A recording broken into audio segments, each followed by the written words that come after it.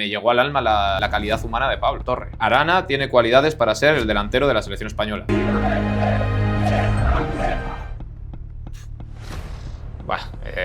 Piel de gallina, macho.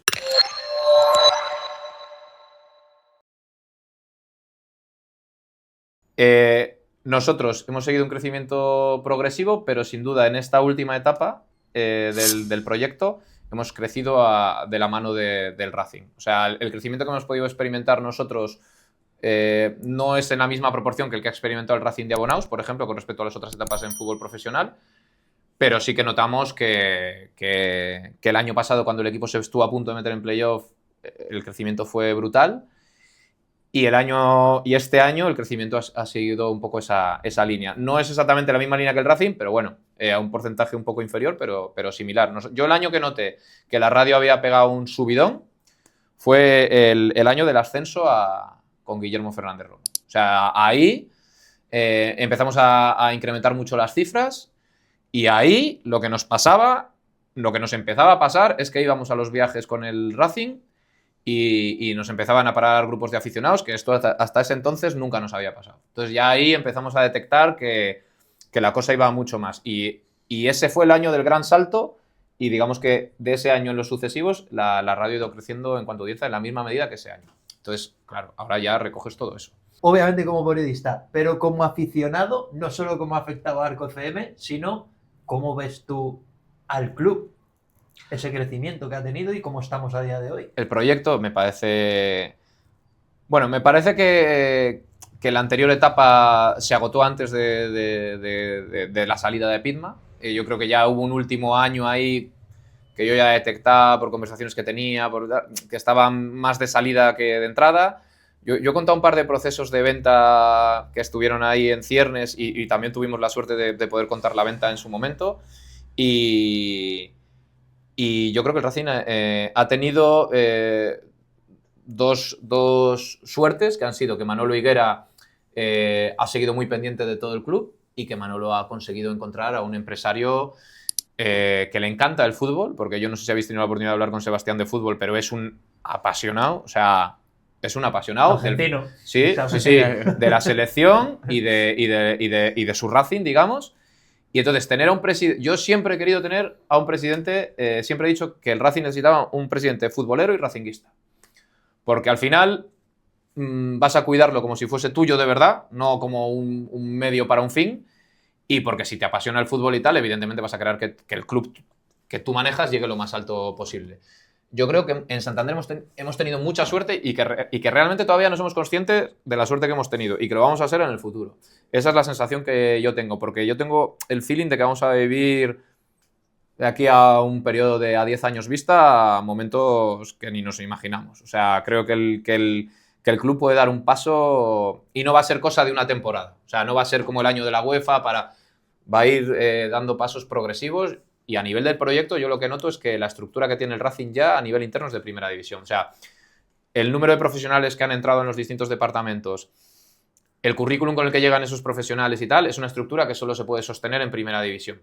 Y por eso veo muy evidente que el Racing tarde o temprano, no sé, ojalá sea este año, acabará en primera división. Y creo que una vez esté en primera división, progresivamente irá haciendo cosas más importantes, porque creo que tenemos un tío con una forma de pensar absolutamente diferente a lo que es habitual en la propiedad, como es Sebastián.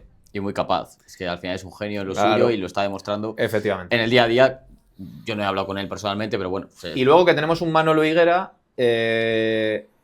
al lado suyo como presidente, que no es el Manolo Higuera que yo conocí en la etapa anterior. El Manolo Higuera de la etapa anterior probablemente quiso ser un hombre orquesta, abarcar demasiados aspectos, meterse demasiado en lo puramente deportivo y ahora, sin separarse lo deportivo, porque Manolo no puede, o sea, es imposible, creo que está sabiendo rodearse mejor y delegar mucho cada capítulo en quien tiene. Pues en Martija la dirección deportiva, en Roberto la comunicación, en Pablo el marketing, el club se está dotando no solo de buenos futbolistas, sino de buenos profesionales en muchas áreas. Y Que es eso, casi igual de importante al final. claro, y eso vamos a ir viendo. Bueno, yo creo que a nivel audiovisual, a nivel redes, a nivel marketing, ya se ve el cambio que ha pegado el Racing. O sea, hablamos mucho de la tienda porque el club ha empezado a explotar, la que antes no lo hacía, pero es que a nivel de ingresos comerciales y publicitarios, los patrocinios se han disparado. Porque el Racing al final está viendo yo recuerdo haber hablado con Manolo,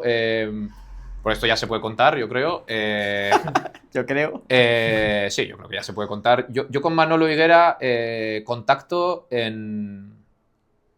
A mí me llega que Manolo está detrás del nuevo proyecto y tal, y yo consigo averiguar el nombre del empresario que estaba con él, que no había trascendido. Entonces yo contacto con Manolo, me pilla de vacaciones, de verano, toda esta historia, y contacto con Manolo y le digo, Manolo, que ya sé quién es el empresario con el que vienes.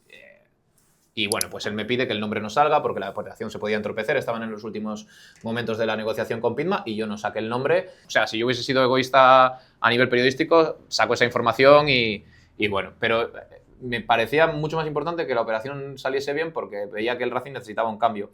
Y luego, claro, empecé a investigar sobre quién era este hombre y dije, guau, increíble. Luego ya charlando con Manolo...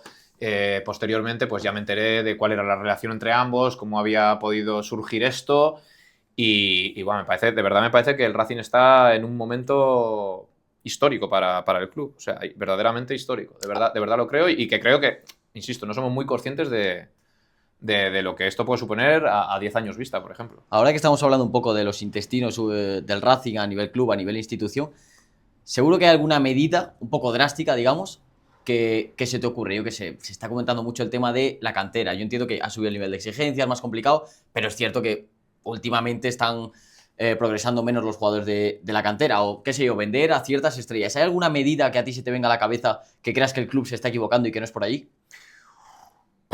A nivel deportivo, yo desde luego le daría una vuelta al modelo. Sí, yo en eso, vamos, ya lo comenté para esta temporada. Yo creo que un club como el Racing tiene que irse a 19-20 fichas profesionales y dejar un espacio para el canterano, porque además luego esta reflexión de tramo final de temporada de, joder, pues para lo que ha aportado Pepe o Juan, se podía haber quedado por Juan, precisamente, o otro, ¿no? Y esa es una reflexión que todos los años se hace, pero cuando llega... Me llama mucho la atención que en mayo la reflexión muchas veces sea esa y cuando llega julio la perspectiva sea otra. Entonces, yo sí que creo que es importante darle una vuelta a esa parte del modelo porque si no, no tiene mucho sentido toda la estructura que tiene el Racing actualmente en la base y la que quiere tener, porque ya sabéis que el Racing está en búsqueda de una ciudad deportiva, tal... entonces, bueno, todo eso tiene sentido si hay un recorrido, ¿no? Y hay una última etapa que también se cumple. A eso le daría una vuelta y dejaría más espacio para jugadores del filial que puedan estar con el filial, pero que en un momento dado puedan dar el paso. Naturalizaría mucho más que el chaval que llega y rinde, porque creo que, salvo el caso de Pablo Torre, no hemos visto ninguna progresión de estas que a veces se dan en otros clubes, ¿no? Como lo de Carlos en el Levante o como lo de... O sea, hemos tenido el caso de Pablo y los demás han ido cumpliendo sus... A Íñigo Saizmaza le costó un huevo tener una oportunidad en el primer equipo. Todavía recuerdo que estuvo a punto de salir porque el año del descenso de aquel año de Ania, de Oltra y tal, no se le dio la oportunidad de debutar en segunda. Se la había ganado, el equipo estaba dando lástima de campo en campo, ni en esos momentos se considera que pueden salir.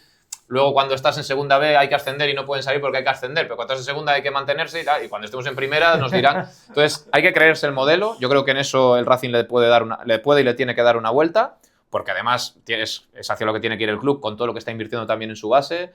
Gonzalo ahí está haciendo una labor de la leche, Martija también, hay entrenadores, se está profesionalizando, pero si eso no tiene un último paso, algo falla ahí. Yo a eso le daría una vuelta, y luego lo otro que creo que tiene que el club que marcarse como una prioridad absoluta es el tema de la ciudad deportiva. O sea, creo que el Racing, para ser un gran club, necesita una gran ciudad deportiva.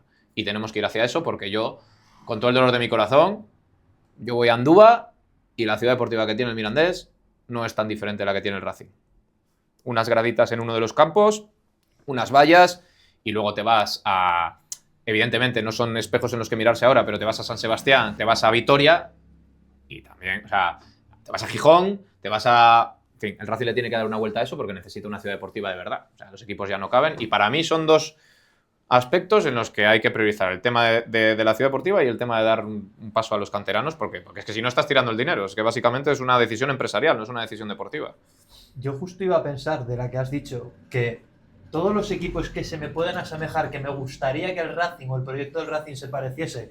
A mí me encanta la Premier League, que me fijo sobre todo en los de la Premier League. No hay ni uno solo, obviamente el dinero que hay en la Premier League no lo hay aquí, ni de cerca, pero todos coinciden en que tienen unas instalaciones, una ciudad deportiva, una importancia a la cantera que si se han mantenido donde están, a mí se me viene el Brighton, o sea, a mí me encantaría que el Racing fuese un Brighton de la vida, que Rulo sabe que yo es un equipo que adoro, no por el equipo sí, sino por cómo han conseguido llegar hasta filosofía, ahí, sí. por su proyecto.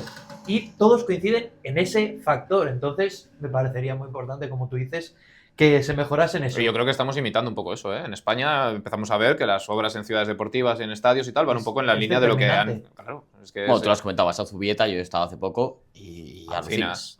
Y en San Mamés, perdón, en San Mamés no, en Lezama, hicieron una reforma hace poco y bueno, o sea, tienes que ir porque ahí sí que vas a flipar. O sea, tienen una residencia ahí en la ciudad deportiva que parece un hotel de hiperlujo. La última vez que jugó el Racing ahí contra el Bilbao Athletic, yo aluciné. Le pedí a uno de los compañeros de la prensa allí que me enseñase un poco y tal. Bueno, tienen una zona de comedores y tal, en donde va cada jugador con un carnet y la maquinita le saca ya su menú personalizado. O sea, no, flipas. O sea, sí, muy de modelo inglés. Sí, es que justo te iba a decir que el Athletic es como compararse casi con la Premier. Efectivamente, pero no veas que... Pero bueno, van sobrados, pero mira con qué modelo. Ya. Es que no deja de ser contradictorio, o sea, claro. ¿No?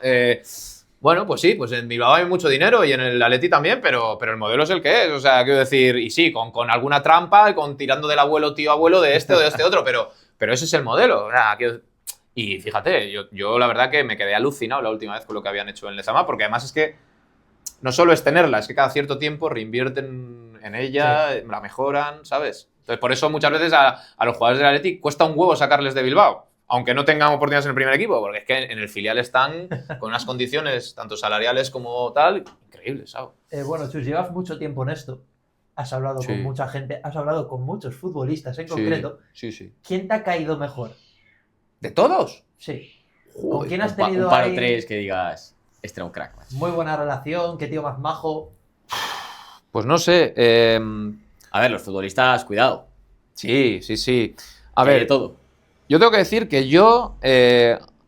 hay una parte de mi trabajo que es el tema de la relación más personal, más cercana con el jugador, con el entrenador y tal, que yo esa no la cultivo mucho. Porque creo que es importante, dentro de una medida, que haya una distancia. Sí. Porque si no, es muy complicado ser objetivo con alguien con el que tienes una relación que puede trascender lo profesional y llegar un poco a lo personal.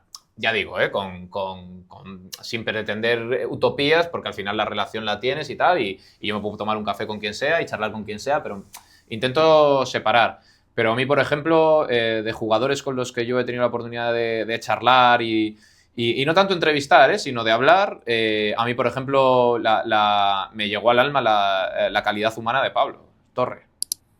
Yo lo que le he visto hacer a Pablo saliendo de Irún, de tal, de no sé qué, de estar rato haciéndose fotos, tal, no sé qué, luego hablar con él, sabiendo que es ponerte a hablar un rato con él antes de un partido y sabiendo que es un referente y tal, la humildad, lo calladito que es, lo introvertido, o sea, yo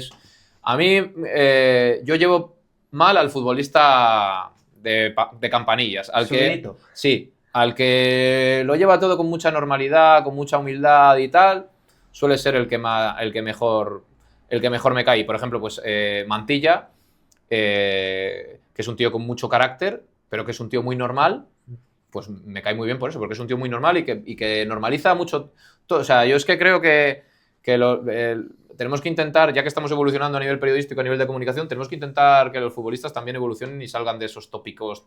Porque luego tú escuchas entrevistas con jugadores de baloncesto, con jugadores de balonmano, con tal, no sé qué, y son diferentes a veces, ¿no? Ya. ¿Verdad? Sí, el futbolista siempre es más distante. Sí. Y esa distancia, que antes no era tanto porque los equipos viajaban con los propios periodistas, tal, que esto suena a ciencia ficción, pues eso hay que mejorarlo y hay que intentar que pues generar ese ambiente de confianza que te decía antes para que el jugador se acabe expresando como puede hablar con sus colegas, que al final es lo que... Y en eso es en lo que gente... Y en eso es en lo que muchos periodistas pueden aprender de muchos creadores de contenido, porque generan un entorno y un contexto en el que el jugador es más persona y ahí es cuando la persona te cuenta cosas. El Mira, yo profesional... esto lo he hablado a veces en el canal y en público con Triu. Sin querer para Mantilla, va a ser más cómodo hablar conmigo que con Pedro López, que es un tipo al que quiero la hostia y súper bien con Pedro, de hecho colaboro con él y todo. Pero que un chico de 20 y pico años hable con un chico de 20 y pico años para un canal de YouTube, a él sin querer le va a salir más natural, Sí. que incluso venía aquí, que la radio, que el estudio, que vosotros sois gente joven también, Sí, y bueno, sí. estáis un poco ahí, ¿no? Pero sin querer, por eso también creo que muchas veces los clubes, ya no porque sea mi caso personal y parece que lo estoy diciendo de forma egoísta, creo que los clubes tendrían que atender más a este tipo de medios, porque ya no solo es que nos vayamos a llevar bien, casi seguro, porque son gente de nuestra edad y demás, sino que el propio futbolista probablemente se sienta más cercano y más un colega que una charla con un periodista. Sí, estoy de acuerdo. O sea, es que al final... pero existen técnicas a nivel profesional para que el periodista acabe consiguiendo generar Claro, ese entorno de confianza y de tranquilidad. O sea, nosotros, por ejemplo, hemos entrevistado a Álvaro y la entrevista ha empezado de una manera y ha acabado de otra, porque al final hemos acabado charlando. O sea, se trata de eso, ¿no? Y es generar ese contexto de cercanía, de tal. Y bueno, de naturalidad. Joder, macho, ¿qué pasó en Cartagena? ¿Sabes? O sea, es que es naturalidad. Sí. O sea, al final... Tal cual. Si tú lo normalizas, las barreras se rompen. Exacto, Pues exacto. así. Es eso, tanto las nuestras como ellos, ¿eh? O sea, si normalizan de, pues sí, quemamos una traca. Y de la que... Pues chico, es que a veces, ¿no? Pues hemos quemado una traca, joder, ¿qué se le va a hacer? O sea, sí, hemos estado mal. Ya de la que he preguntado esto, se me ha ocurrido también preguntarte, porque antes has mencionado, por ejemplo, a Riquelme. Sí, joder. Tírame 3 que hayas entrevistado, que hayas tenido la oportunidad de hablar con ellos, ya no que te hayan caído bien, sino que digamos, wow. Todo. Joder, pues aquella etapa, claro, es que aquella etapa con el Racing en primera y tal, hubo muchos. Pero vamos, que yo recuerde en algún postpartido con Jorge López, cuando era Jorge López jugador del Racing, que era un superclase. Riquelme fue, o sea, digamos que fue como un top. ¿Quién más? Claro, es que hace mucho tiempo de esto, pero... Casilla, Raúl, ¿alguno de estos? No, esos no, porque esos venían compañeros normalmente No superas a Burrul, tú. de Burrul Nacional. vino y dijo a Zidane, por lo que sea. Ah, claro. Alfonso, bueno, mira, Alfonso, por ejemplo, yo le conocí a través de su otra profesión, personalmente. O sea, yo, como trabajaba en una revista de economía, con Alfonso quedé un día para hacer una entrevista de su otra profesión, que es comercial de colchones y demás, aparte de exárbitro profesional. Y así fue yo como lo conocí a Alfonso. Y así fue como le propusimos que empezase a venir a las tertulias y a raíz de eso le escucharon en Marca. Y ahora está a nivel nacional en Marca. Porque que yo sabía que le iba a gustar mucho venir a las tertulias y tal. Y habla bien, la verdad. Pero no hacía nada de radio. Ya. Nada de radio. Nunca había hecho nada de medios de comunicación. Y digo, joder, Alfonso, si tú te comunicas, tío, digo... Y bueno, pues Alfonso también, oye, tiene su... Para terminar... Su caché. Déjame hacer el ranking, gente. Ahora mismo, Zidane, top 1. Está traído a Riquelme. Vamos a poner en un top 2. Alguien en algún momento se tendrá que colar por ahí. Sí, hombre, a ver, en esta región tendréis que dar con gente que haya podido entrevistar, vamos, a los top. No, un día damos Le con futbolín, Munitis y Munitis nos dirá, tengo la camiseta de... Bueno, a Pedro le he entrevistado muchas veces. Y claro, el Pedro que era jugador y en 2008, 2009 y tal, joder, era un ídolo. O sea, claro, es que luego está el rollo... Nos cuesta verlo porque el Racing lleva mucho sin estar en primera, pero claro, luego está el rollo ídolo a nivel nacional, pero el ídolo racinguista a nivel... Joder, bueno, yo cuando estaba en COPE entrevistamos a Rafa Nadal, por ejemplo, en el tenis. Cuando la Copa Davis aquella contra Estados Unidos, ¿os acordáis? Que Nadal llegaba ahí de primera sin experiencia y tal. ¿No os acordáis de eso? Joder, es que soy muy joven, claro. El 5-0 con Estados Unidos aquí.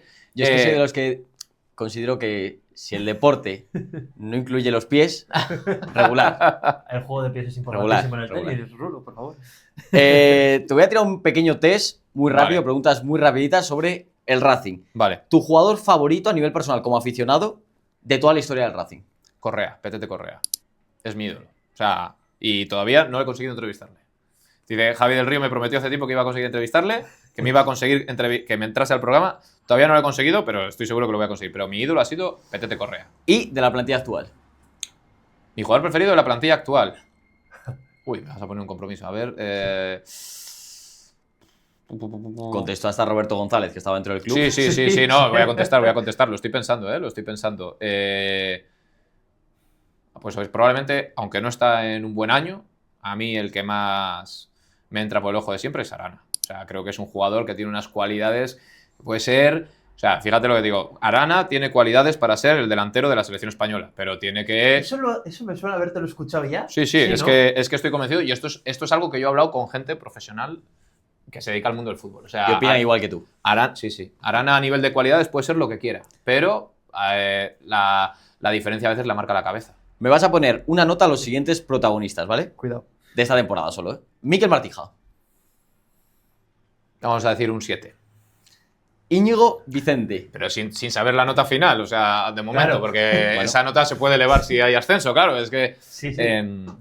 Robert marca un gol que te da un ascenso y Martija... aprueba ya. Tiene un 10, Martija. Claro, y Robert aprobaría, si marca el gol de... Íñigo Vicente. Íñigo Vicente este año es un 6. Jal, José Alberto López. Para mí, de momento, y a falta de la nota final, para mí es un 7. ¿Y la afición del Racing? La populista. Vas a tirar la populista. No 12, no, a ver. No estoy para nada de acuerdo, Chus. No estoy para nada de acuerdo. ¿Con eso? No estoy para nada de acuerdo. Mira. Es decir, es una muy buena nota porque la gente de verdad. Y yo me voy, por ejemplo, a la Granadona, el discurso que da Tommy al final del partido, que casi siempre es con positivo, refuerzo y demás. Pero la cantidad de toxicidad que hay en un equipo que está viviendo un sueño, para nada puede ser un 10. Nunca en la vida puede ser un 10. Porque mira, sí, sé que es un porcentaje menor, pero infrapuntúa en este caso. Sí, a ver, por matizar eso, sí. O sea, no son tan pocos, en eso estoy... No son tan pocos. De acuerdo, o sea, negar que haya crítica no significa que no la haya y de repente un día contra el Tenerife se oyen pitos y todos nos llevamos las manos a la cabeza, pero no son tan pocos. Yo siempre he mantenido que nosotros, gracias al nivel de participación que tenemos, es un muestreo bastante real del racinguismo. Como la GM. Del pelo. Y sí que creo que hay que tener, o sea, en cuenta la perspectiva histórica de cómo es el aficionado del Racing. O sea, el aficionado del Racing es un tío muy exigente, pero que hay 2-3 valores que los considera innegociables. Y cuando deja de detectar esas 2 o 3 cosas, que son el carácter, la bravura, bravo y luchador, ¿no? La lucha, la intensidad, la agresividad. O sea, Alberto, el que hoy es jefe de los servicios médicos del Valladolid, aquí fue un ídolo porque se dejaba la piel, no porque fuese el mejor delantero del mundo. Y entonces creo que esos son valores que la gente no perdona. Yo sí que creo que el Racing tiene una afición entre las mejores de España, pero sí que creo que a veces nos tiramos piedras contra nuestro propio tejado. Y eso probablemente... Dentro porque yo además no me creo esta película que dicen muchos de que los críticos son los doble camisetas que ahora van a salir. No, hay de todo. Hay de todo, y tú coincides con muchas tertulias. Hay muchos aficionados de toda la vida del Racing que son exigentes ahora, que eran exigentes en su día, y históricamente lo que se decía del Sardinero es que tú mirabas a la grada de Sur, que es donde estaba la zona de jubilados, y que bueno, mientras el resto del campo estaba haciendo, ellos estaban... O sea, siempre se ha dicho. O sea, que sí, que existe una crítica al equipo, pero dentro de esa crítica que existe, creo que sí que hay una fidelidad que se sobrepone a la crítica. El problema sería que si el Racing, habiendo hecho lo de Cartagena, luego van 12.000 al campo, te diría, joder, es que somos muy de tal, pero es que va a haber 22.000. Yo te lo compro, 22.000. Por eso te digo que es una buenísima nota y yo les pondría quizás un 9. Vale. Pero eso de un 12... Puedo estar de acuerdo, un 9. Ahora sí que terminamos y te vamos a poner un pequeño vídeo y que tú... Oye, concluyas como quieras, hagas una pequeña reflexión y a ver qué te transmite ese vídeo. Vale. Mira, es muy duro decirlo en este momento, pero ¿sabéis por qué este equipo va a acabar llegando tarde o temprano a la primera división? Por esto que estamos viendo en la grada, pero por esto que estamos viendo en el terreno de juego. O sea, estamos viendo a los personal no deportivo del club, a los futbolistas, a la gente que está en el terreno de juego y a la gente que está fuera y que desde las oficinas aporta su granito de arena, sufriendo. Porque quieren este escudo y eso al final es una garantía para el futuro, señores.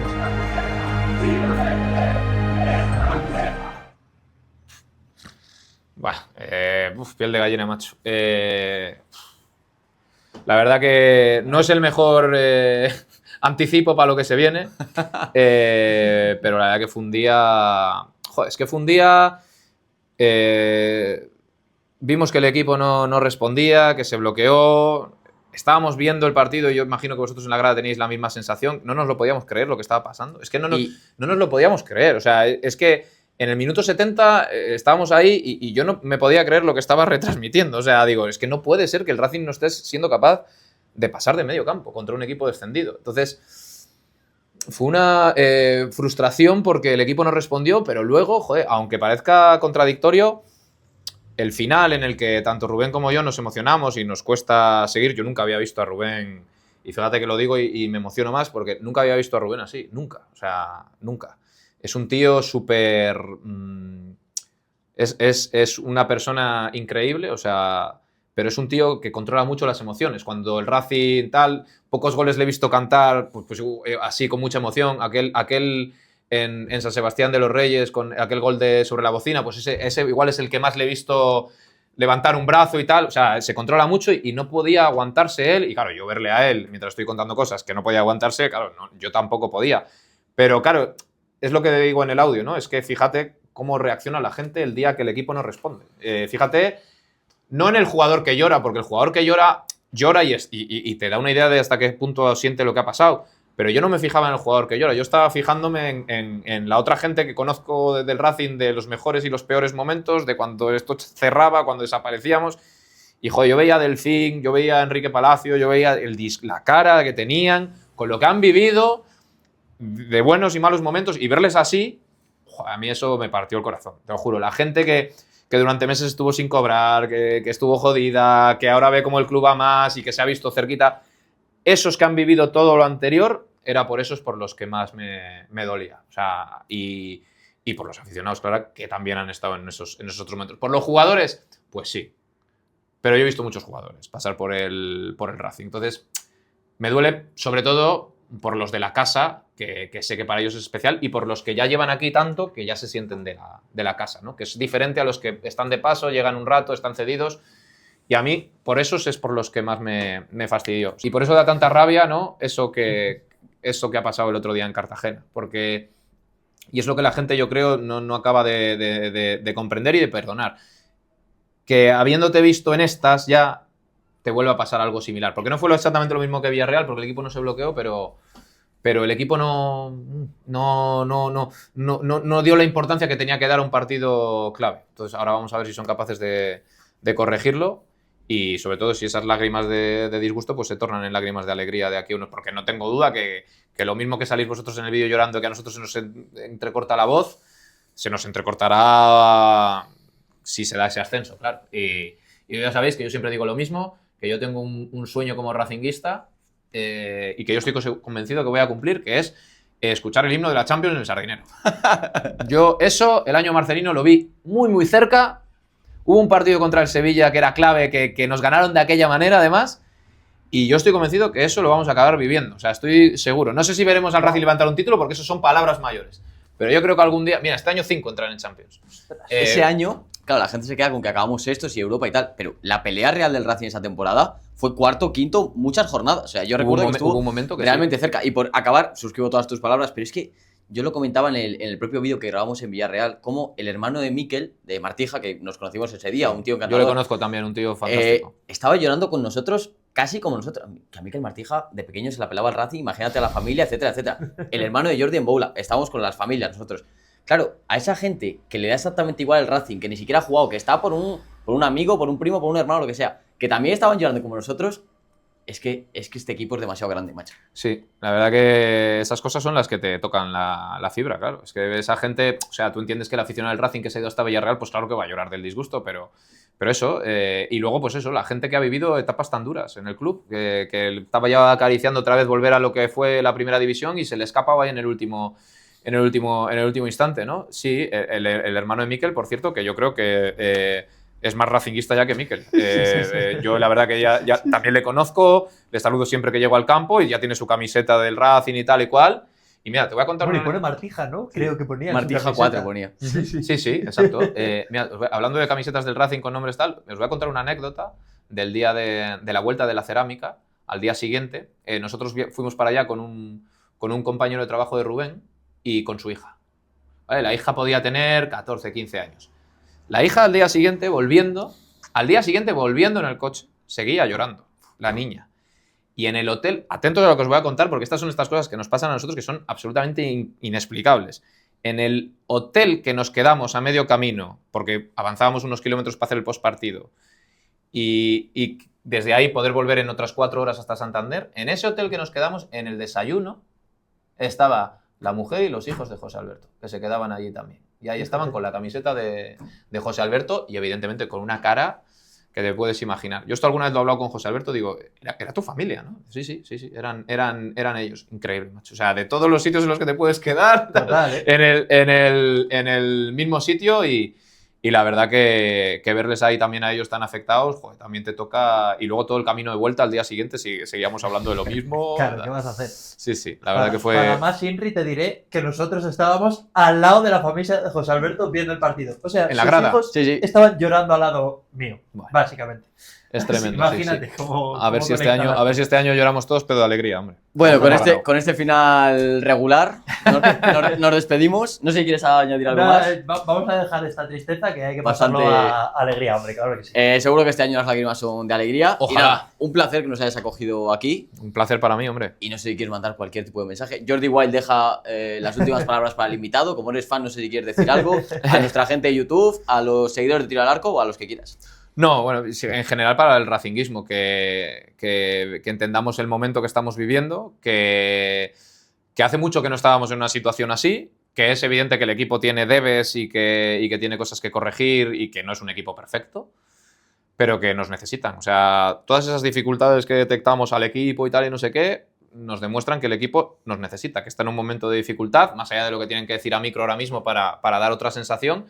Y yo desde aquí, como hago en el programa humildemente, lo que pido es que vayamos al Sardinero con el objetivo de ser, pues eso, lo que puede ser de verdad el Sardinero, que es el jugador número 12, porque verdaderamente creo que si conseguimos montar una atmósfera de dificultad para los rivales, acompañando al equipo fuera y tal, vamos a generar lo que probablemente al equipo le falta ahora mismo, que es convencimiento, que es carácter, que es hambre y sobre todo fe, que eso es lo que le podemos dar desde fuera. Entonces yo desde aquí, humildemente, pedir a la gente que se vuelque en lo que queda porque es histórico, porque tengo la sensación de que el Racing acabará subiendo, pero que igual el año que viene no estamos a tiro, como este.